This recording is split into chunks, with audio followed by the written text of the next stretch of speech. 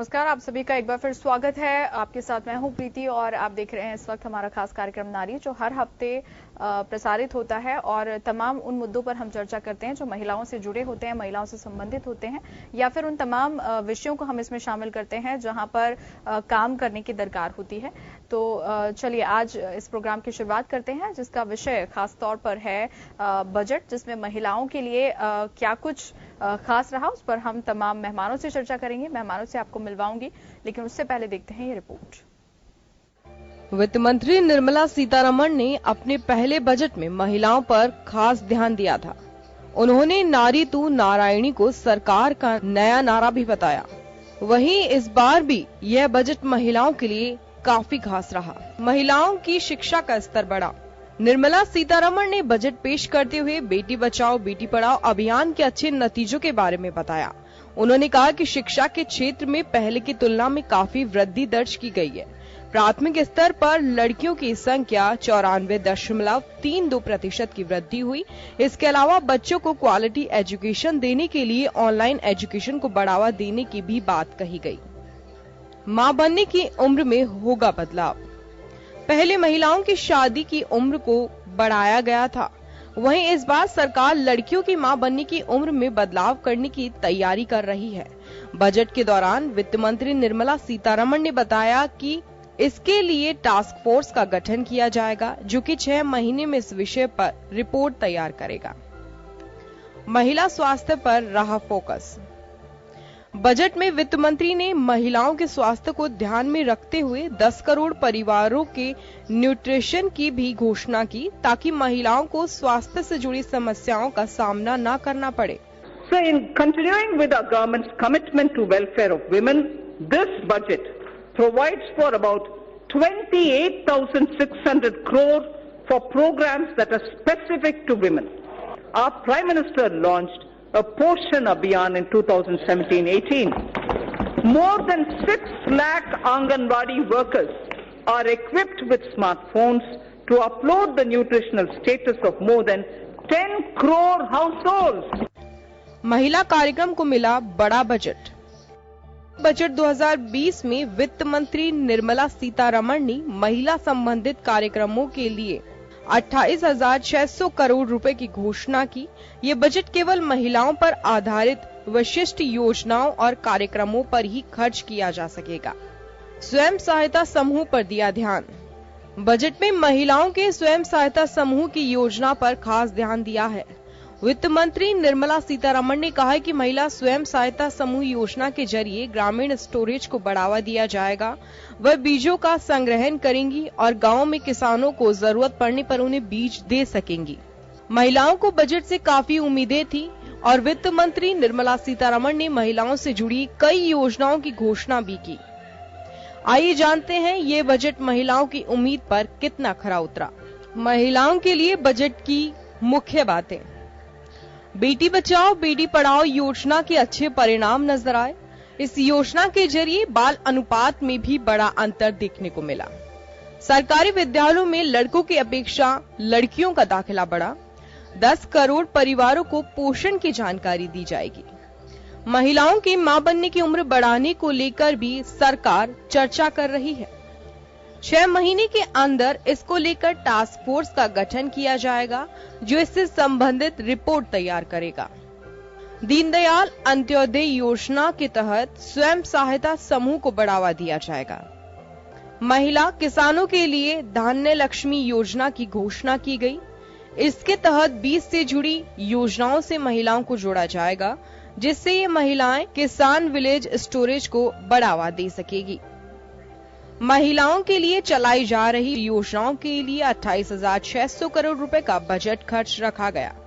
पोषाहार योजना के लिए वर्ष 2020-21 के लिए 35,600 करोड़ रुपए का आवंटन हुआ है। स्टार्टअप इंडिया के लिए डिजिटल प्लेटफॉर्म विकसित किए जाएंगे। महिला एवं बाल विकास मंत्रालय का बजट इस बार बढ़ाने की बजाय कम किया गया है। महिला एवं बाल विकास मंत्रालय के अनुसार वर्ष 2017 से लगातार महिलाओं के लिए जारी बजट में हर साल बढ़ोतरी की गई थी, लेकिन इस बार बजट की राशि बढ़ाने की बजाय कम कर दी गई।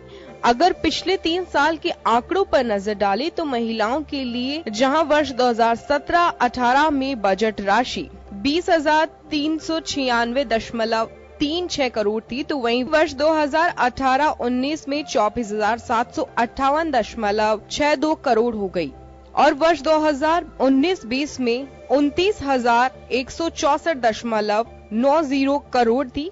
यह राशि घटकर वर्ष 2020-21 में 28,600 करोड़ रुपए कर दी गई। ब्यूरो रिपोर्ट, जन टीवी न्यूज। तो निर्मला सीतारमण वित्त मंत्री जो इस बार बजट पेश कर रही थी, महिलाओं के लिए काफी कुछ उनके पिटारे में रहा और उन्होंने अपने उस पिटारे से महिलाओं के लिए काफी कुछ निकाला, काफी कुछ योजनाओं के बारे में बातचीत की, विभिन्न क्षेत्रों में महिलाओं को लेकर उन्होंने बातचीत की और कितना क्या बजट और फंड इस पर खर्च होगा उसके बारे में जानकारी जरूर दी। लेकिन कौन कौन से ऐसे मुद्दे हैं महिलाओं से जुड़े जो छूट गए, कहाँ कमी रह गई, कितना बजट किया गया और इसमें इसके क्या कुछ मायने हैं, उन तमाम विषयों को लेकर, तमाम मुद्दों को लेकर, तमाम सवालों के जवाब हम जानेंगे अपने मेहमानों से। तो आपको सबसे पहले मैं परिचय करवा देती हूँ। हमारे साथ इस वक्त स्टूडियो में मौजूद हैं शील धाबाई जी, जो कि बीजेपी नेता हैं और पूर्व महापौर हैं। शील जी, बहुत स्वागत है आपका। इसके अलावा बरखा शर्मा जो कि समाज सेवी हैं, सुनीता शर्मा सामाजिक कार्यकर्ता है और जीनत कैफ जो वरिष्ठ पत्रकार हैं, ये तीनों हमारे साथ कुछ ही देर में कार्यक्रम में जुड़ेंगी। तब तक हम शील जी से बातचीत करेंगे। शील जी, सबसे पहला सवाल मेरा यही कि वित्त मंत्री निर्मला सीतारमण ने जो बजट पेश किया और महिलाओं के लिए जो योजनाएं और महिलाओं के लिए जो बजट रखने की बात उन्होंने कही, आप कितनी सेटिस्फाइड हैं उससे? देखिए, वित्त मंत्री निर्मला सीतारमण जी ने जो बजट पेश किया उन्होंने जो नारी तू नारायणी एक बहुत बड़ा नारा देते हुए नारीकरण की दिशा में एक बहुत ही सार्थक प्रयास करने की उन्होंने कहना चाहिए एक प्रयास किया है उन्होंने। सबसे बड़ी बात जो है कि जो देखने में आती है नारी के स्वास्थ्य की है। नारी अगर कमजोर है तो पूरा परिवार डगमगा जाता है, अगर वो कुपोषित है तो वो बच्चे भी कुपोषित होंगे। तो उसके लिए इन्होंने इतना ध्यान दिया है सीतारमण जी ने। सबसे बड़ी बात, नारी कमजोर कब होती है? नारी कमजोर जब हो जाती है कि बहुत जल्दी उम्र में उसकी शादी कर दी जाती है और जल्दी बच्चे हो जाते हैं, तो उसके स्वास्थ्य पर बहुत विपरीत प्रभाव पड़ता है और कई बार बच्चा भी कुपोषित हो जाता है और जो महिला है, प्रसूता है, उसको भी प्रॉपर डाइट नहीं मिलती तो उसमें भी बहुत ज्यादा विकृतियां पैदा हो जाती हैं।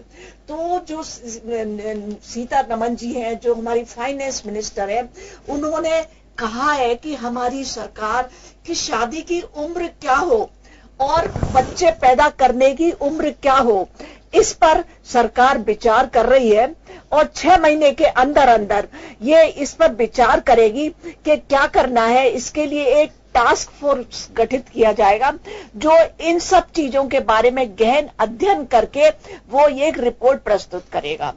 दूसरी बात, जो सबसे बड़ी जो बात अभी जो जिस तरह से हमारे यहाँ पर बालक और बालिकाओं के जो लिंग अनुपात में जिस तरह से डिफरेंस था, जब मोदी सरकार ने बेटी बचाओ बेटी पढ़ाओ जो अभियान चलाया, उसके बहुत सार्थक परिणाम आए हैं और रेशो में सुधार आया। मैं राजस्थान की भी बात करूं तो हमारे राजस्थान में भी जो रेशो 1000 पे 888 था, वो अब बढ़कर 956 हो गया है।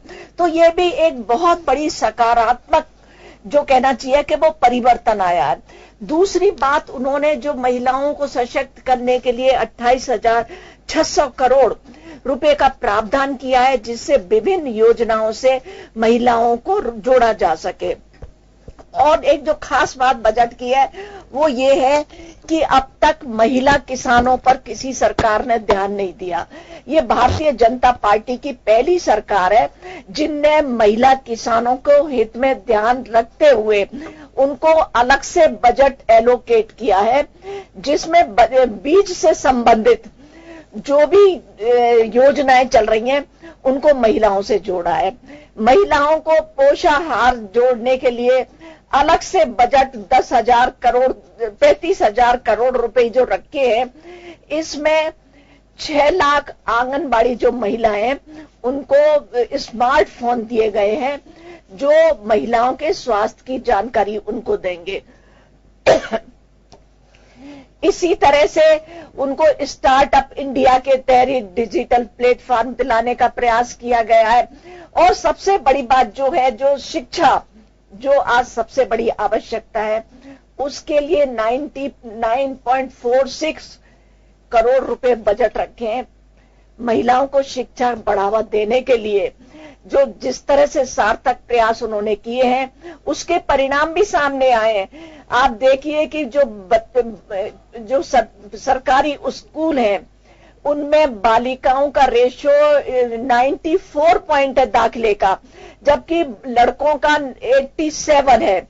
और जो ऊंचे स्तर है, मिडिल सेकेंडरी है या कॉलेज है, उनमें अनुपात बढ़ा है। तो मैं कह सकती हूं कि महिला सशक्तिकरण की तरह एक बहुत बड़ा प्रयास है। और जो नारा उन्होंने दिया, नारी तू नारायणी, इसको सकारात्मक रूप देकर इसको सफल बनाने का प्रयास किया है।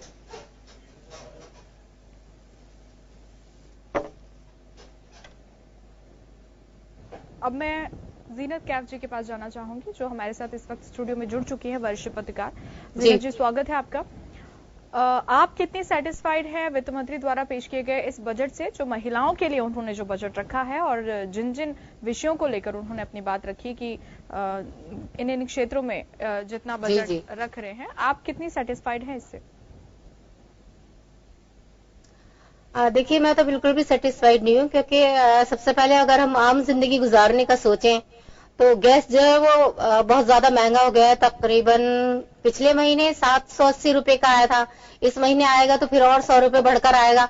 इस तरह 1000 तक पहुंच गया है। पहले यही जो टंकी थी सिर्फ 400 रुपए में आती थी, फिर 500 ही, फिर इसी तरह 1-1.5 साल में ये 1000 तक कीमतें इसकी पहुंच गई हैं। तो ये है कि ये जो गैस है इसको सस्ता होना चाहिए था।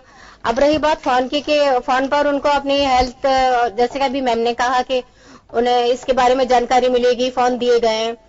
तो फोन देखिएगा एक जरूरी काम के लिए दिया गया है, लेकिन वो सब काम आएगा, व्हाट्सएप वगैरह दिन भर वो उसी में लगी रहेंगी। बल्कि ये तो खराब कर दिया, और कुछ और दे देना चाहिए था इसकी जगह। दो पहलू होते हैं, नेगेटिव पॉजिटिव। आटा सस्ता होना चाहिए था, दालें सस्ती होनी चाहिए थी, खाने की चीजें। अगर और देखें तो ज्वेलरी पे कुछ छूट देनी चाहिए थी। महिला उद्योग है, जैसे बढ़िया पापड़, अचार, उस पर छूट देनी चाहिए थी। महिलाओं को लोन में छूट देनी चाहिए थी, लेकिन ये सब तो नहीं मिला।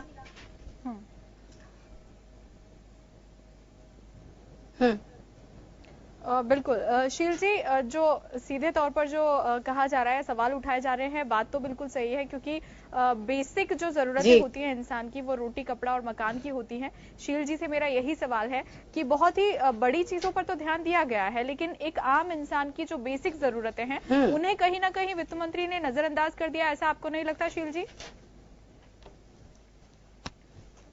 नहीं, देखिए, मैं ये कह सकती हूँ कि वैसे उन्होंने जो, अगर नारी सशक्त है, वो आर्थिक रूप से संबल है, तो वो छोटी मोटी परेशानियां अपने आप दूर हो जाती हैं जब वो अपने पैरों पर खड़ी होंगी। और जो है दीनदयाल उपाध्याय जो योजना के तहत सहायता समूहों को उन्होंने पुशअप करने का प्रयास किया है। और रही गैस की बात, तो ये तो गैस के जो भाव है वो अंतर्राष्ट्रीय बाजार के पर डिपेंड करते हैं, तो कभी कम भी हो सकते हैं, कभी ज्यादा भी हो सकते हैं। और निश्चित तौर पर महिला होने के नाते उनके ध्यान में है ये, और आगे भी जब भी होगा इनमें भाव, जैसा मैंने कहा कि ये तो उतार चढ़ाव होते रहते हैं, तो ये कोई ज्यादा परेशान होने वाली बात नहीं है। और ये ज्वेलरी और ये सब तो बहुत सेकेंडरी चीजें हैं, प्राइमरी चीज है कि अपने पैरों पर खड़ा होना।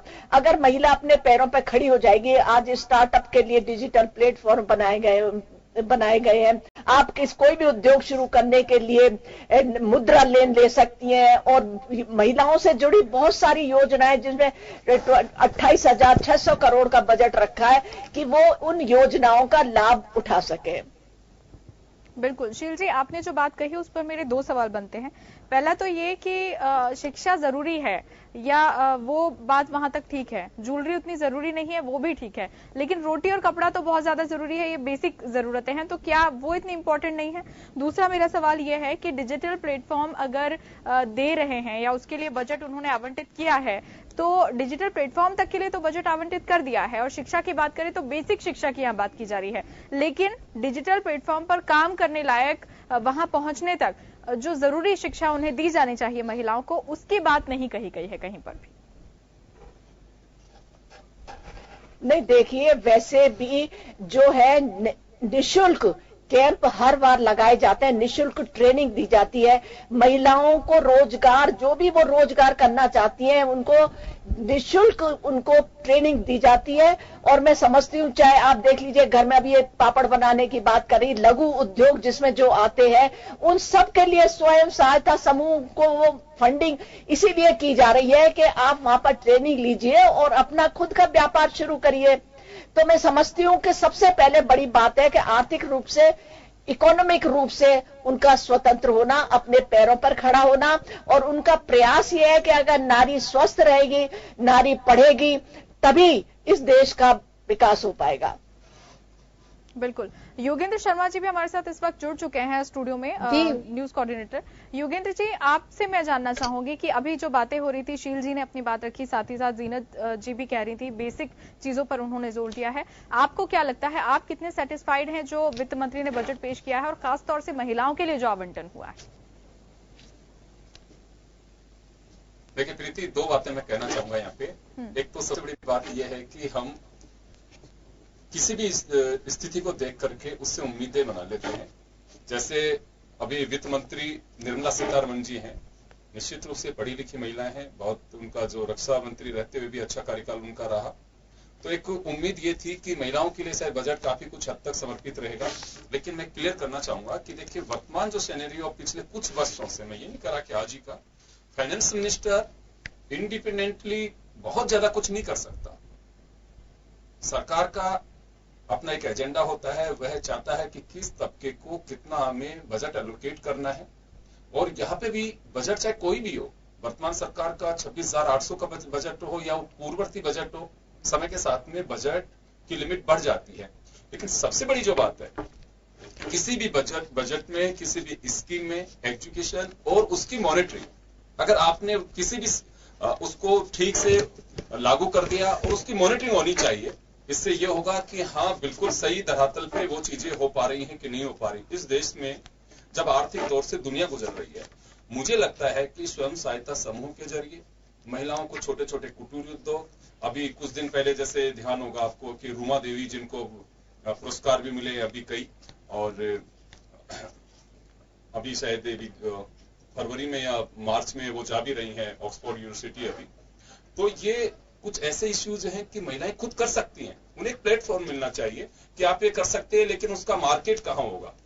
अगर आज कोई शॉल ही कोई बना करके महिला भेजती है तो उसके लिए एक मार्केटिंग के लिए उसे एक प्लेटफॉर्म बनना चाहिए। गवर्नमेंट ये हैबिट डाले खुद की भी और उनको भी कि आप प्रोडक्शन आप तैयार कर रहे हैं तो उसका ये पैसा आपको मिलेगा और ये इस प्लेटफॉर्म पे बिक जाएगा। जैसे कि क्रॉप होती है कोई भी, उसको खरीदने की एमएसपी जिसे हम कहते हैं समर्थन मूल्य, उस पर लेना जरूरी होता है कि जितना भी टारगेट किया गया उतना। उसी तरह से अगर स्वयं सहायता समूह के प्रोडक्ट्स को अगर सरकार लेकर के अपने तरीके से एक प्लेटफॉर्म पे बेचे, हालांकि ऐसे स्वरोजगार मेले वगैरह आयोजित किए जाते हैं, काफी होते हैं, हाट बाजार वगैरह भी कई जगह लगते हैं, प्रगति मैदान में भी लगता है। इससे यह होगा कि पैसा जब महिला के पास में आएगा, गांव में ठेठ गांव में जो महिला बैठी हुई उसके पास में जो पैसा है, पैसे का सीधा इकोनॉमी पे असर पड़ता है। अगर पैसा जेब में आएगा तो मार्केट में आएगा। दिवाली के पहले 7 पे कमीशन देने की वजह यही बताई जा रही थी कि अब जब पैसा कर्मचारियों की जेब में आएगा तो वह मार्केट में आएगा। मार्केट में आने से जो पैसे का एक रोटेशन है वो ठीक से बन जाता है, और जिसे हम कहते हैं कि लिक्विडिटी मार्केट में आ रही है, पैसा मार्केट में आ रहा है, तो हमारा जो सिस्टम है वापस से बैठ पाएगा। तो महिलाओं के लिए तो सबसे बड़ी बात यह है कि महाराष्ट्र का जो उदाहरण है उसे फॉलो करना चाहिए। गुजरात में काफी हद तक सक्सेसफुल है ये। अगर उस दिशा में पूरे देश की महिलाओं को काम में अगर लगाया जाता है तो निश्चित रूप में कहीं कोई संदेह नहीं। एसोचैम की रिपोर्ट आप पढ़ लीजिए, जो रिजल्ट्स आए उसमें 73% महिलाओं के पॉजिटिव रिजल्ट्स रहे बजाय पुरुषों के। तो बजट ठीक हो सकता है प्रीति, लेकिन बस दो ही बातें हैं कि ठीक से उसे लागू किया जाए और उसके समय समय पे मॉनिटरिंग हो कि वास्तव में हो पा रहा है कि नहीं हो पा रहा। आप 200 करोड़ रुपए और कम कर दीजिए, इश्यू बजट का नहीं है, लेकिन वो ठीक से सही हाथों में पहुंचे और सही दिशा में काम करे। निर्भया फंड बना दिया गया 2012-16 दिसंबर में, जो घटना निर्भया के साथ में हुई थी उसके बाद में, उसकी क्या पोजीशन है? पैसा ही यूटिलाइज नहीं हो रहा। कहां उसका पैसा भेजना है महिलाओं के उत्थान के लिए, कहां उसे खर्च करना है, किस तरह की ट्रेनिंग्स देनी है।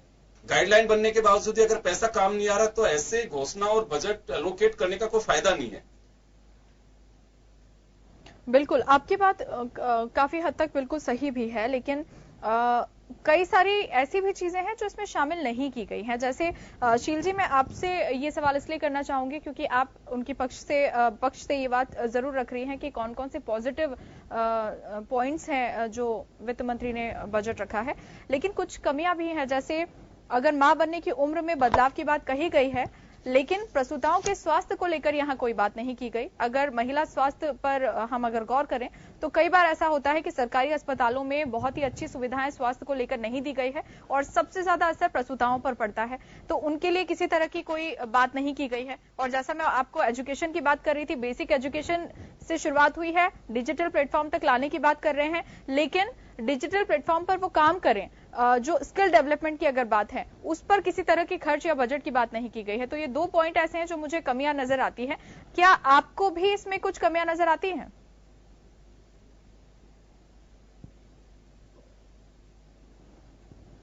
शील जी, आपसे है सवाल। अच्छा, से नहीं, देखिए कि मैं कमी इसलिए नहीं कह रही हूं कि जो उन्होंने कहा है कि सबसे पहले आर्थिक रूप से संबल उनको बढ़ाने वाली बात है।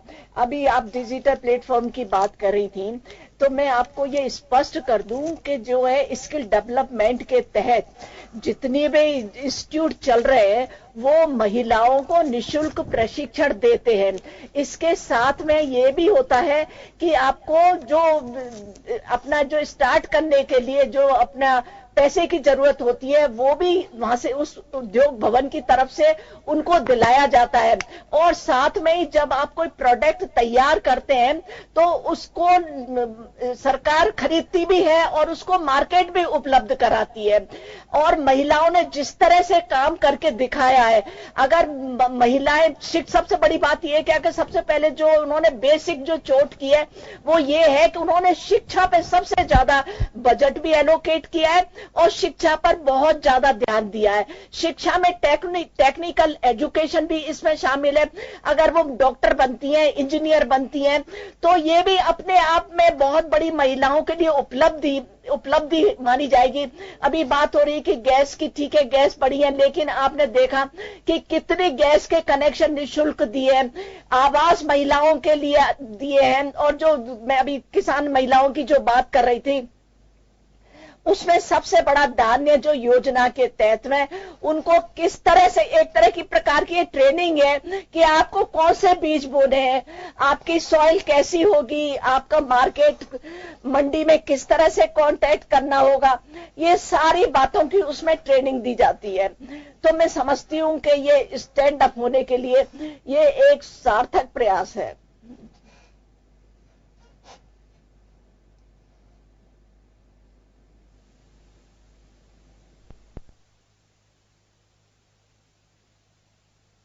अब अगर महिला स्वास्थ्य की बात करें तो इस बारे में क्या, जो मेरा सवाल था प्रसूताओं को लेकर, क्योंकि मां बनने की उम्र में आप बदलाव कर रहे हैं, यहां तक ठीक है, आपने ये पहले से तय कर रखा है कि किस उम्र में लड़कियों की शादी होनी चाहिए, लड़कों की शादी होनी चाहिए, मां बनने की उम्र में भी बदलाव की बात कर रहे हैं। लेकिन अगर महिला स्वास्थ्य को देखें और जो अस्पतालों में प्रसूताओं की हालत होती है या उन्हें प्रॉपर सुविधा जो बहुत ज्यादा जरूरी है मुहैया नहीं कराई जाती, इस पर भी गौर किया जाना क्या जरूरी नहीं है? हाँ, बिल्कुल जरूरी है इस पर गौर करना। बल्कि मैं तो सबसे पहले ये कहना चाहूंगी कि टपकती छत के नीचे खाली बर्तनों में ख्वाब नहीं पकाए जाते हैं, ना ही किसी संबल की बात की जाती है। सबसे पहले जरूरी है रोटी, कपड़ा और मकान। तो इसके लिए या तो सरकार को बजट में विशेष प्रावधान करना चाहिए था कि जो औरतें हैं उनके लिए आवास सस्ते किए जाएंगे या कुछ उनमें रिजर्वेशन दिया जाए, क्योंकि सरकार से कुछ लेना बेइंतहा मुश्किल काम है। हर जगह देखिए कि रिश्वत का बोलबाला है, तो सबसे पहले ये किया जाता है, या फिर ये और कुछ आगे बढ़कर ये कर देते कि जो मजदूर महिलाएं हैं उनकी थोड़ा सा मजदूरी में इजाफा कर देते ताकि उनका घर चल सके। क्योंकि देखिए कि महंगाई आसमान छू रही है और काम धंधे दो चीजों की वजह से ठप पड़े हुए हैं, जीएसटी और नोटबंदी, इसने आम आदमी को बर्बाद कर दिया है। तो कुछ इस पर विचार किया जाता तो अच्छा था। और जैसे कि अभी मैम ने कहा कि ज्वेलरी की बात है, वो एक अलग चीज है, लेकिन मैं मैम से ही पूछना चाहूंगी, अगर हम किसी औरत को ये कह दें कि अपना वो सुहाग की चूड़ियां उतार दे, लौंग उतार दे, बिंदी नहीं पहने, तो क्या वो मान जाएंगी? हिंदुस्तानी औरत के लिए ये सुहाग के प्रतीक हैं और वो हरगिज नहीं मानेंगी है। तो अगर इन चीजों पे अगर कुछ विशेष थोड़ा सा ध्यान दे दिया जाता तो इसमें कोई हर्ज नहीं था, महिलाएं खुश हो जाती। क्योंकि ये उनके लिए रोजमर्रा की चीजें हैं, जैसे कि खाना खाया जाता है उसी तरह ये चीजें भी यहाँ धारण की जाती हैं, वो चाहे मुसलमान हो चाहे हिंदू हो। शायद इस बात पर ध्यान इसलिए नहीं दिया गया कि हमारे मोदी जी अपनी बीवी को तो साथ रखते नहीं है, बेटी उनके है नहीं तो नहीं, मैं एक बात, जज्बा है नहीं, एक बात, आप जो महिला के स्वास्थ्य की बात कर रही थी, मैं आपको स्पष्ट कर दूं कि आज हर गांव में जो डिस्पेंसरी बनी हुई है और जो आंगनबाड़ी कार्यकर्ता है वो पूरे स्वास्थ्य की 9 महीने तक चेकिंग करती रहती हैं और हर महीने की 9 तारीख को ये प्रसूताओं की वहां पर जांच होती है और कौन से टीके लगे या नहीं लगे 9 महीने तक वो उनकी पूरी जांच होती है। उनकी पोषाहार, इस बजट में भी पोषाहार पर भी ध्यान रखा गया है। जो 6 लाख आंगनबाड़ी कार्यकर्ता स्मार्टफोन से उनको पूरी गाइड करती रहेंगी कि आपको कौन से समय में किस कहना चाहूंगी किस आहार की आवश्यकता है। बच्चों के टीकाकरण के कैल्शियम और आयरन की योजना चल रही है जिसके तहत पूरा ध्यान रखा जाता है कि कौन से बच्चे को किस उम्र में कब टीका ये लगेगा। और जब जो सरकारी अस्पतालों के उसके अलग से 1400 रुपए 1500 रुपए ये पहले से तय है कि महिलाओं को दिए जाते हैं, आफ्टर डिलीवरी दिए जाते हैं। और यहां तक कि उनको घी के लिए भी पैसे दिए जाते हैं कि जो डिलीवरी के बाद में खिलाए जाते हैं। तो मैं समझती हूं कि महिलाओं के स्वास्थ्य पर तो सारा फोकस ही निर्मला जी का रहा है कि महिला स्वस्थ रहे और इसी महिला के स्वास्थ्य की वजह से उन्होंने ये विचार किया है कि महिलाओं की शादी जल्दी ना हो। जल्दी होती है तो बच्चे जल्दी हो जाते हैं, तो बच्चों की भी एक उम्र तय करने की सोच रहे हैं कि किस उम्र में बच्चे पैदा किए जाने चाहिए। ये सारी बातें महिला के स्वास्थ्य के इर्द गिर्द ही घूमती नजर आती है। ये एक बड़ा जाती मामला है कि किस उम्र में बच्चे पैदा करना चाहिए। चलिए, शादी की बात बिल्कुल ठीक है कि सरकार ने उसका एक कानून बना रखा है, नियम बना रखा है। जल्दी का मतलब ये है कि भाई कच्ची उम्र में नहीं होने चाहिए, हो जाते हैं तो विषय हो गया। सुप्रीम कोर्ट में शायद ये गया भी है कि जब आज भी पुरुष प्रधान मानसिकता बाहर नहीं निकल रही है। अंग्रेजों के जमाने में 14 साल की उम्र में मैरिज की एक जो टाइम दिया गया था, उसके बाद में 18 किया। तो 21 साल के व्यक्ति, पुरुष अगर 21 साल की मैरिज कर रहे हैं तो 18 में लड़की की क्यों, उसको भी 21 किया जाए, कुछ ऐसा है। तो आई थिंक अगर कहीं लगता है कि 18 साल की उम्र में अगर कोई बच्ची माँ बनती है तो उसकी सेहत पे विपरीत बिल्कुल सबसे बड़ा असर तो शायद महिला पर ही आता है। हो सकता है कि ये बहुत ही सकारात्मक सोच आगे जा सकता है कि सुप्रीम कोर्ट इसमें कुछ गाइडलाइन दे सकती है। बिल्कुल। शील जी की कुछ बातों से मैं सहमत नहीं हूं, लेकिन इस पर बातचीत करूंगी। एक छोटे से ब्रेक के लिए यहाँ रुकते हैं, वापस लौटकर फिर इस बातचीत को जारी रखेंगे।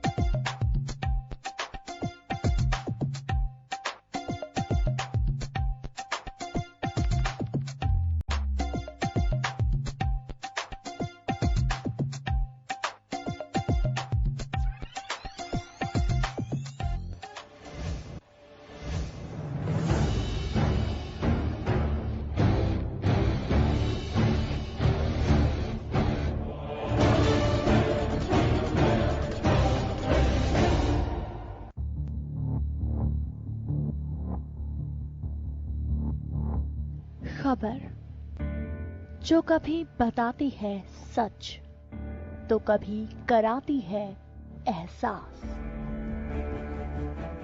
खबर जो है कुछ खास, खबर ही तो है जो कभी बनती है राजनीति से तो कभी व्यापार से, कभी आती है खेल से तो कभी मनोरंजन से, कभी खुशी से तो कभी गम से। हाँ, खबर ही तो है। खबर थमती नहीं और ना ही थमेंगे हम, क्योंकि हम हैं जन टीवी, जन जन की आवाज।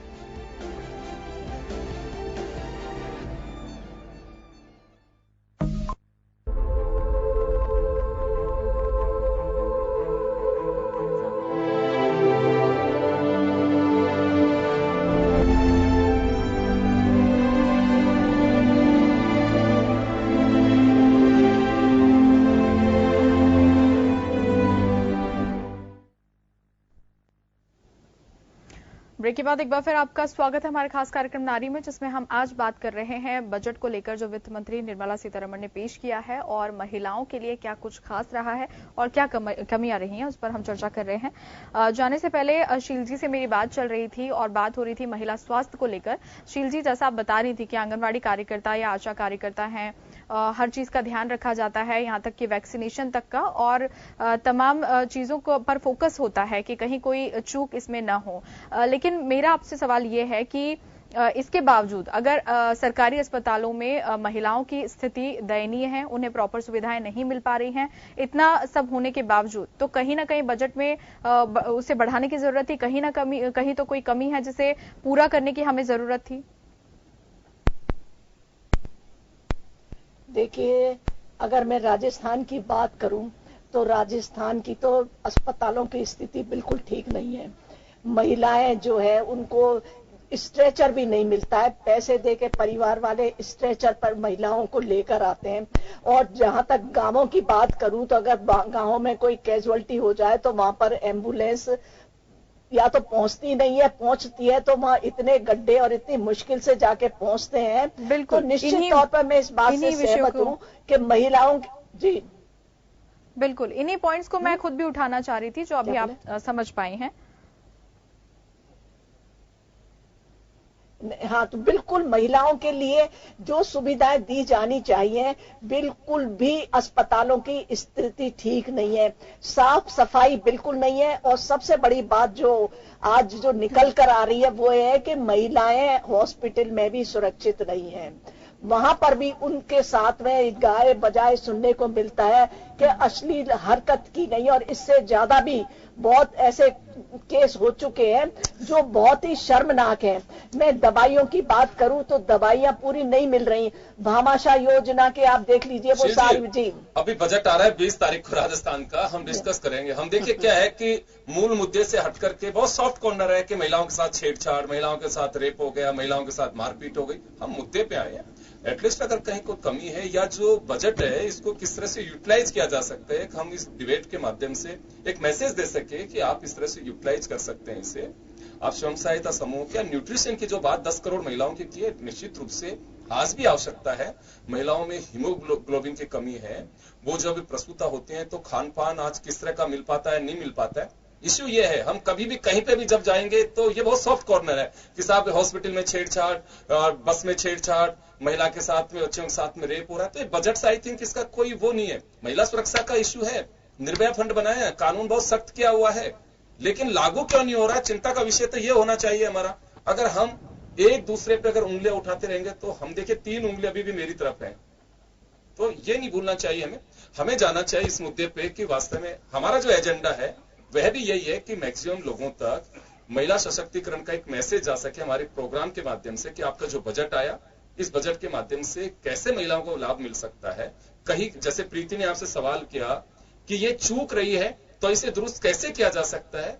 हम यहां से देखे बैठकर पार्लियामेंट नहीं है, लेकिन हम कोशिश करते हैं कि महिलाओं की एक आवाज उचित स्तर उस प्लेटफॉर्म तक पहुंच सके। जी शील जी। नहीं, बिल्कुल बजट ये नहीं कि जो हो गया उससे आगे कुछ गुंजाइश नहीं है। समय समय पर जब भी आवश्यकता के अनुसार अब महसूस की जाएगी, लोगों की तरफ से, जनता से आवाज आती है कि ये कमी रह गई, आप इसको भी बढ़ाइए, इसमें भी बजट दीजिए, तो समय पर सरकार जो अपना प्रस्ताव लेकर आती है और फंड की भी व्यवस्था करती है, स्टेट्स को भी भेजती है। अभी आयुष्मान योजना के तहत जो यहाँ पर पैसा लगना चाहिए था वो पैसा नहीं लगा। तो सब सरकारों की भी ये दायित्व है कि जो केंद्र से पैसा जिस मद में आया है उसे प्रॉपर तरीके से खर्च करें। अगर शिक्षा में वहां पर इतना बजट आया तो यहाँ के शिक्षा के स्तर को बढ़ाने के लिए, सरकारी स्कूलों में अच्छी व्यवस्था करने के लिए उनको प्रयोग में लिया जाना चाहिए।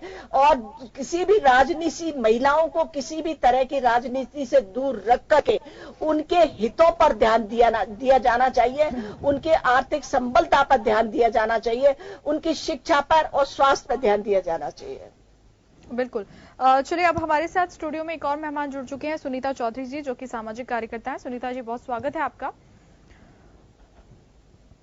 मेरा आपसे यही सवाल है कि आप एक सामाजिक कार्यकर्ता हैं और अभी जो बजट आया है और इसमें आपको क्या लगता है, क्योंकि आप कई बार जमीनी स्तर पर रहकर सामाजिक कार्यकर्ता जो है वो कार्य करते हैं और बेसिक नीड उन्हें पता होती है, आपको क्या लगता है कि कहां पर बहुत ज्यादा जरूरत थी, महिलाओं के लिए बजट की दरकार थी या ध्यान देने की जरूरत थी और नहीं दी गई?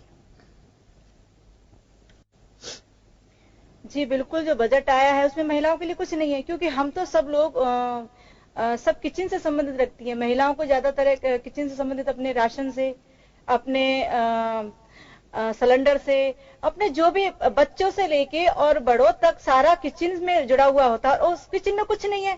आप देखिए, सिलेंडर अभी कुछ दिन, अभी कल परसों ही बढ़ा दिया, तो ये बजट का वो नहीं है। अगर अब आम जो मजदूर में हम लोग तो रहते हैं, आम जो मजदूर में आप यकीन नहीं मानेंगी, जो अभी महिलाओं में हीमोग्लोबिन की बात आई कि वो ढंग से दवाइयां नहीं ले सकती, खाने के लिए नहीं है तो वो दवाई लेंगी, दवाई भी नहीं ले सकती हैं, खाने के लिए भी नहीं है। तो जिस तरीके से ये जो महिलाओं से संबंधित है, जो अपने बजट में कुछ नहीं दिया है। आप राशन, गेहूं ले लीजिए वो भी महंगा, आप राशन ले लीजिए वो भी महंगा, आप दूध ले लीजिए वो भी महंगा, आपकी बच्चों की शिक्षा ले लीजिए वो भी महंगी। आप ये बताइए, आपने महिलाओं को दिया क्या है? महिलाओं को कुछ नहीं दिया, तो महिला इससे संतुष्ट कैसे? आप जो व्यापारी हैं उनके लिए आप बजट में टैक्स की छूट कर रहे हो, सब चीजों की छूट कर रहे हो, लेकिन आम महिलाओं की जो गृहिणी है, जो अपने घर को, परिवार को चलाती है, उसके लिए आपने कुछ नहीं। तो इस बजट से हम तो नाखुश है और इससे मिलता भी क्या है? हमें कुछ नहीं। जब महिलाओं को जिस तरीके से जो हमें लालन पालन का, अपने बच्चों के भविष्य का, सब कुछ चीज की, स्वास्थ्य की, शिक्षा की जो चीज जरूरत है वो हमें नहीं मिल रही है। आप टाटा बिल लागू कर दीजिए, उसमें टैक्स में छूट दे दीजिए, उससे हमें क्या लेना देना। लेकिन जब तक आप हमारी महिलाओं को, हमारे किचन को, जो हमारे बच्चों की शिक्षा है, हमारे बच्चों का स्वास्थ्य है, उस पर गौर नहीं करेंगे तो कुछ ही नहीं है। बिल्कुल, तो घूम फिरकर जो बात जाती है वो बेसिक नीड्स पर ही जाती है, जैसा कि जीनत जी भी बातचीत कर रही थी।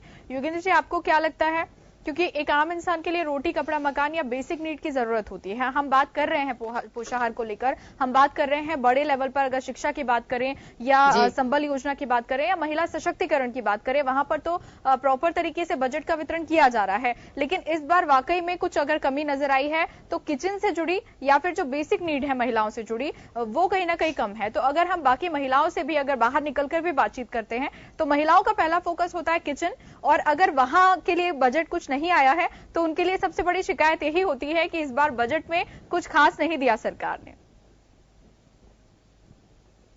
देखिए प्रीति, ये एक बात मैं कहना चाहूंगा, ये तो हम बिल्कुल नहीं कह सकते हैं कि जैसे ये पॉलिटिकल बयान हो सकते हैं कि सरकारें कुछ नहीं कर रही हैं। देखिए आज जो मातृ शिशु मृत्यु दर में कमी आ रही है, निश्चित रूप से सरकारों के प्रयास हैं। अवेयरनेस भी मैं कहूंगा, चाहे एनजीओ के स्तर पे हो, चाहे स्कूलों के माध्यम से हो, या लिटरेसी रेशो बढ़ने की वजह हो। उसके अलावा जो रेशो गर्ल एंड बॉय का जो एक रेशो आ रहा है, उसमें भी इजाफा हुआ है कि लड़कियों की संख्या में इजाफा हुआ रहा है। तो ये कुछ पॉजिटिव संकेत हैं। लेकिन यहां जो सबसे बड़ी बात है, ये सरकार को समझाना होगा, आफ्टर जीएसटी महंगाई का अब इश्यू खत्म हो गया। एक स्लैब में सब चीजों को डाल दिया गया है, कुछ एक प्रोडक्ट्स को छोड़ करके, तो आप उससे बाहर नहीं जा सकते। उसके अलावा जैसे अभी सिलेंडर की बात चली, पहले वास्तव में बजट का एक महत्व होता था। आप हम सब बहुत अच्छे से जानते हैं कि बजट में अगर कोई महंगा या सस्ता हुआ है तो हम ये मानसिक रूप से तैयार रहते थे कि साल भर अब आपको इसी स्लैब में, जब तक सरकार इसमें पैसे कम नहीं करेगी या बढ़ाएगी नहीं, जब तक आपको इसी स्लैब को फॉलो करना है। अब ये बजट के 4 दिन बाद में 114 रुपए सिलेंडर के बढ़ा दिए गए, तो बजट का थोड़ा महत्व भी खत्म होता जा रहा है, खासकर महंगाई या सस्ता करने को लेकर के। सस्ते की तो बातें कहाँ होती हैं, कुछ हो तो किस्मत है पब्लिक की, बाकी तो महंगाई का ही दर चली जाती है। तो ये सरकारों को, पार्टियों को समझाना होगा कि जीएसटी के बाद में जब जो स्लैब बन गए, आपके जो प्रोडक्ट हैं, रोजमर्रा की जो काम लेने की चीजें हैं, चाहे हमारे जूते, चप्पल, कपड़े, घड़ी या मनोरंजन के साधन, सब उन स्लैब में चले गए, उसी हिसाब से पैसे तय हो रहे हैं। तो अब तो मुझे लगता है कि अभी पहले देखते थे, हम भी बैठ करके बनाते थे कि ये सस्ता हुआ, ये महंगा हुआ, तो इसका बहुत ज्यादा असर अब नहीं पड़ रहा। अब तो आपके योजनाओं के ऊपर कितना पैसा मिल पा रहा है, जनता की भागीदारी उसमें कैसे बन सकती है, उस पैसे का यूटिलाइजेशन सही तरीके से कैसे हो सकता है, अब तो फोकस इस चीज पे रह गया। और सरकारों को चाहिए, मैं तो एक बार फिर कहना चाहूंगा कि बजट जितना भी आप दे रहे हैं उसको सही तरीके से यूज हो, क्योंकि मैनिफेस्टो किसी भी पार्टी का आप देख लीजिए, बेरोजगार, महिला, किसान, ये बिल्कुल जैसे स्वर्णिम अक्षरों में लिख दिए जाते हैं उसी तरह से होते हैं। लेकिन अगर इस ओर ध्यान नहीं दिया जाता है तो मुझे लगता है कि हमारे साथ में जो अतिथि बैठे हुए हैं सब पढ़े लिखे हैं, जानते हैं, 4 लोगों को ये भी बताते हैं कि अच्छा हुआ कि बुरा हुआ, कुछ मिला कि ना मिला, सब चर्चाएं करते हैं। चौपाल पे चर्चाएं होती हैं आजकल, महिलाओं की अपनी चर्चाएं होती है, चाहे वो किटी पार्टीज के माध्यम से हो या जब बैठ करके दूध लेने जाती है तो भी चर्चा होती है, मॉर्निंग वॉक पे जाती है तो भी चर्चाएं होती हैं कि अगर इस मद में इतना पैसा और मिलता तो शायद ठीक हो सकता था। सबसे बड़ी जो जरूरत महसूस मैं करता हूं, महिलाओं के लिए प्लानिंग इस तरह की आनी चाहिए कि स्वयं सहायता समूह के माध्यम से या कुटीर उद्योगों के माध्यम से, या अगर आप एमएसएमई में भी हैं तो उन यूनिट्स को अगर संचालित महिलाएं कर रही हैं तो उनको मुझे लगता है कि प्रोत्साहित करना चाहिए। एक बार रिजल्ट आप देखिए, जब तक सरकार सहयोग नहीं करेगी तो मुश्किल बहुत है काम करना।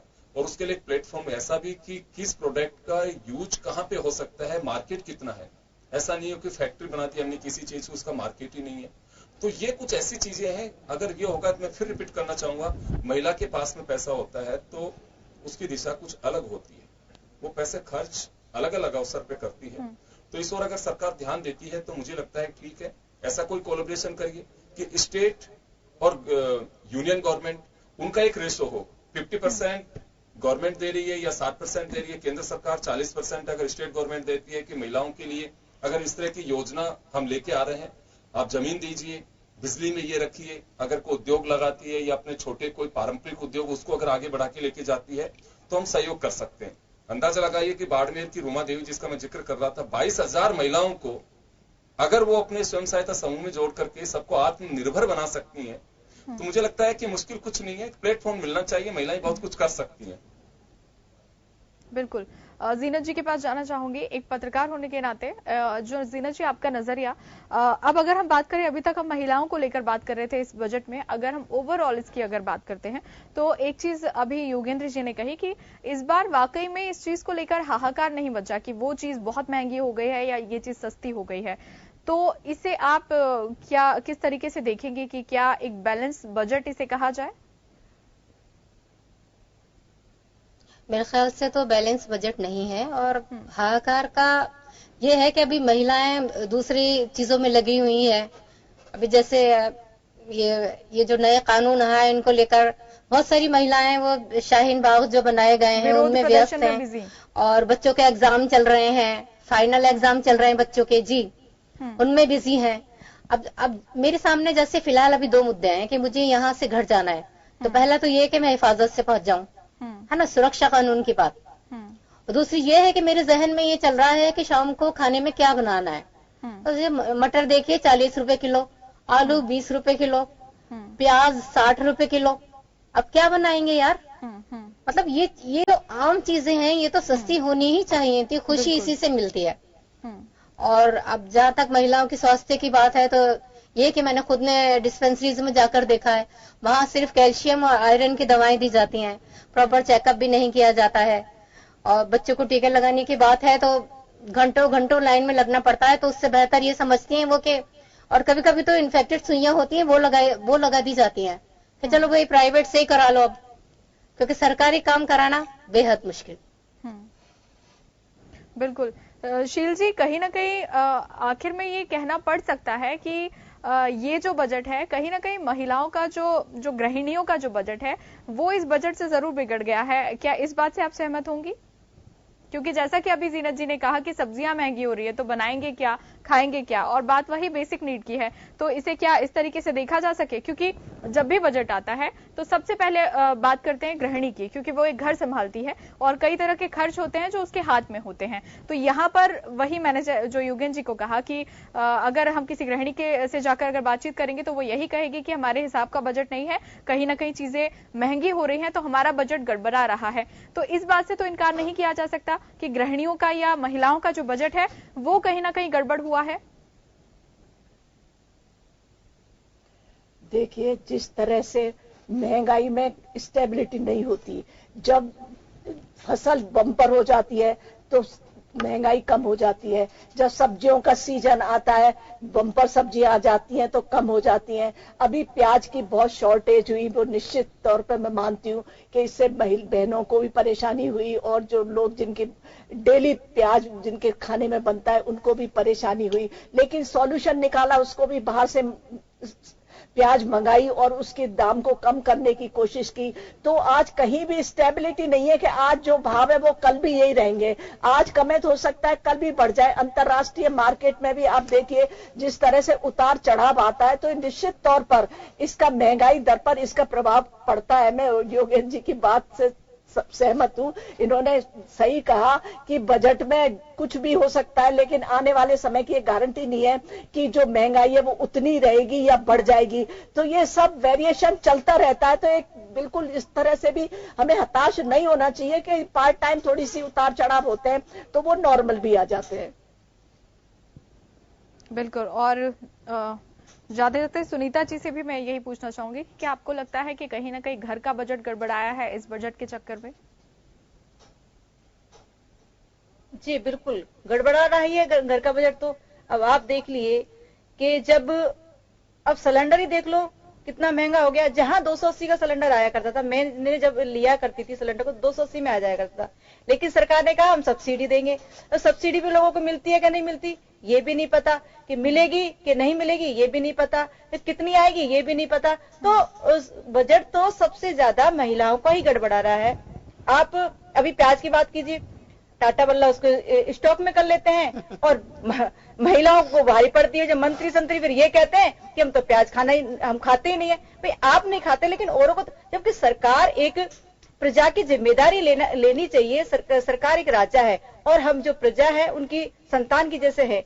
जब हम वोट आपको देते हैं तो इनकी जिम्मेदारी भी ये बनती है कि हमारे सबसे पहले महिलाओं के लिए अपनी सारी राशन से जो जुड़ी हुई चीजें उनकी व्यवस्था कराए। पहले वो कोई बीपीएल सीपीएल में गेहूं वगैरह मिला करते थे, आजकल वो भी नहीं है। तो ज्यादातर जो भी बजट गड़बड़ा रहा है वो घर का ही गड़बड़ा रहा है। सरकारी कई बार आपदा भी आ जाती है, उनकी वजह से भी पूरा ये गड़बड़ हो जाती है। कभी अतिवृष्टि हो गई, कहीं ओलावृष्टि हो गई तो फसल नुकसान हो जाती है। इसका भी प्रभाव हम सब पर डायरेक्ट इनडायरेक्ट सीधे पड़ता है। इसके लिए भी किसानों को भी अपने इनके ज्यादा से ज्यादा ये करना चाहिए भी किसानों को मुआवजा दें। अब देखो ये स्वामीनाथन जो बिल है जो लागू नहीं किया, क्यों? किसानों को कुछ देना ही नहीं चाहते। ये हम ये करेंगे हम वो करेंगे, मतलब जहां भी वहां किसान है वहां महिला लगी रहती है पूरे दिन पूरे अपने उसमें। लेकिन जब उसके कभी अभी चने की बुआई हुई है लेकिन खत्म, तो बारिश नहीं हुई। अब गेहूं की हुई फसल खत्म। अभी इतनी जबरदस्त कोहरा वो पड़ा तो काफी फसलों का नुकसान हुआ है। तो किसान है, अपनी आम महिला है, तो सारा बजट जो है डगमगाता है। महिला के ऊपर ही पड़ती है मार और महिलाओं के ऊपर पड़ती है मार तो पूरा घर डगमगाता है। इसलिए हम तो सरकार को ये कहना चाहते हैं, आप बजट कैसा भी टाटा बिरला को आप जो फायदा देते हो वो जो आप दे रहे हो वो जो कर रहे हो वो आपको उचित लगता है, लेकिन जहां गृहिणी को आप कुछ नहीं दे सकते उस बजट में ऐसा कुछ तो ऐसा राशन तो जैसे डाल दीजिए कि भाई हम अपने 3,000 रुपए 4,000 रुपए महीना महिलाएं प्राइवेट जॉब करती हैं, दिन में सुबह जाएंगी 10 बजे शाम को 5 बजे तक आएंगी, लेकिन उसमें भी वो 3-4 हजार में उनका किराया लग जाता है। अगर राशन से उसमें कुछ सुविधा मिल जाती है महिलाओं को तो अच्छी बात होती है, क्योंकि खाना पीना तो फिर भी वही, हरी सब्जी वो खा नहीं सकती, वो भी महंगी है। अब आलू ले लो वो भी महंगे, प्याज ले लो वो भी महंगे। तो ज्यादा से ज्यादा महिलाओं के प्रति सरकार को ध्यान देना चाहिए और बजट में सबसे पहले थाली में कुछ परोसना चाहिए, न कि टाटा बिरला को आप छूट टैक्स में दो। तो मेरा तो यही कहना है कि सरकार जब भी बजट पेश करे, पहले एक घर को, एक परिवार को ध्यान देने की जरूरत है, जिससे महिला घर चलाती है, जिससे अपने बच्चे को शिक्षित करती है, जिससे अपने पति की सेवा करती है। जब आप उसी पे जोर नहीं दोगे तो काय का आपका मतलब वर्ल्ड क्लास सिटी बनाते हो, जो बनाते हो वो बनाते हो। तो मेरा तो बस यही है कि महंगाई को कम करने की कोशिश करो। महिलाओं के लिए सबसे ज्यादा मेन होता अपना परिवार, और मैं परिवार में आप लोग कुछ नहीं करोगे तो आप जानते ही हो कि सरकार जब महिला बनाती है तो उसको गिराना भी जानती है। कुल मिलाकर जो नारी है तो वो बात घर की करेगी, घर के बजट की करेगी, और अगर उससे जाकर हम पूछेंगे तो सवाल कहीं ना कहीं यही उठेंगे कि कुछ कमियां हैं जो घर के बजट को खराब कर रही है। योगेंद्र जी, इस बात से तो इनकार नहीं किया जा सकता कि महिलाओं की शिकायत महिलाओं के लिए जो बजट का पार्ट निकला है उससे कहीं ना कहीं बनी हुई है। लेकिन अब जो आगामी बजट होगा राजस्थान सरकार का, उसमें क्या हम कुछ उम्मीदें कर सकते हैं महिलाओं को लेकर? देखिए, मुझे लगता है प्रीति बिल्कुल सही है, क्योंकि 20 तारीख को बजट आ रहा है। राजस्थान में जिस तरह से सरकार पे उंगलियां उठी है, विमेन सिक्योरिटी का मुझे लगता है कि काफी हद तक गवर्नमेंट को कोशिश करनी चाहिए, और शायद हो सकता है बजट में इसका रिफ्लेक्शन दिखे भी। पिछली जो घटनाएं हैं, जो आवाज उठी है, मीडिया ने काफी रिपोर्ट्स भी दी हैं, उस ओर जा सकता है एक तो ध्यान। और दूसरा, महिलाओं को स्वरोजगारी किस तरह से किया जा सकता है। दो ही बातें हैं, महिलाओं की सुरक्षा और महिलाओं को रोजगार। रोजगार के पीछे एक पढ़ाई भी होती है कि जब पढ़ेगी लिखेगी बच्ची तो निश्चित रूप से वो भी अपने अवसर तलाश लेती है। तो दो चीजों पे अभी तो ज्यादा जिस तरह की स्थितियां बनी हुई हैं, और एक मुहिम है कि 6 महीने की बच्ची के साथ में घटना तो 60 साल की औरत के साथ भी घटना, ऐसी स्थिति में एजुकेशन बहुत जरूरी है। आत्म सुरक्षा कैसे वो कर सकती है, उसे उसके लिए बिल्कुल मजबूत बनाया जाना चाहिए। जैसे न्यूट्रियस फूड और ये भी है, ये भी उसका एक पार्ट है। अगर महिला अंदर से मजबूत होती है तो मुझे लगता है मुकाबला हर तरह का कर सकती है। ये सच्चाई है, इसमें कहीं को संदेह नहीं है। विमेन सिक्योरिटी की अगर बात की जाए, महिला कांस्टेबल्स की भर्ती हो सकती है, क्योंकि सामने अगर एक महिला कांस्टेबल दिखती है, कोई बच्चियां हैं, तो उन्हें थोड़ा सा लगता है कि चलिए कोई जिसे दीदी भी कह देती हैं, ये तो इस टाइप का कुछ बजट में दिख सकता है कि रोजगार और महिला सुरक्षा को लेकर के, जो मैं सोच रहा हूं। बिल्कुल, चलिए बहुत शुक्रिया हमारे तमाम मेहमानों का स्टूडियो में आने के लिए और इस विषय पर बातचीत करने के लिए। आपको हम बता दें कि हमारे इस खास कार्यक्रम में हर हफ्ते हम किसी न किसी ऐसे मुद्दे को उठाते हैं जो महिलाओं से जुड़ा हुआ है, जहां कहीं ना कहीं सरकार को फोकस करने की जरूरत है। कुछ कमियों पर बात करते हैं, कुछ अच्छी बातों पर डिस्कशन होता है। तो हर हफ्ते इस तमाम विषयों को हम कवर करने की कोशिश करते हैं। तो अब होगी मुलाकात अगले हफ्ते और फिर किसी ऐसे विषय पर हम बातचीत करेंगे। तब तक के लिए दीजिए इजाजत, नमस्कार।